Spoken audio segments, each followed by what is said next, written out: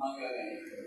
Ang atong sentro sa atong pagtuon karon mga kauturan, magbuylog kita sa bulaton sa Dios, sa bugpos nga kalibutan, sa pag-ani sa ngamiling mga katauhan nga ayhan wala pa nakahangop, sa paano mapreparar ang ila kaugalingon sa pagkarinig ng Jesus.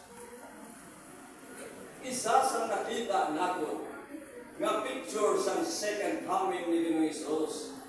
Dira siya sa kalom sa mga langit bukod sa mga rotunda sa iyang palibot. May ara siya sanggot nga ginauyatan. Nga ang naghimo sila na picture, nagapahayag harvest time sa pagkari ni Kristo.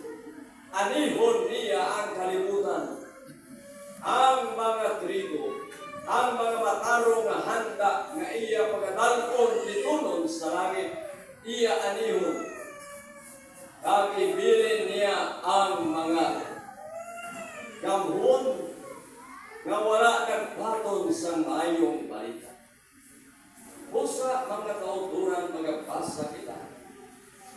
Agod makabuylog kita, tagsa-tagsa magpagigbahin sa atong gintunan kaina sa pag-share sa mensahe sa kaluwasan kay ang tuyo sa Diyos sa iyang iglesia isa lang. To prepare a people for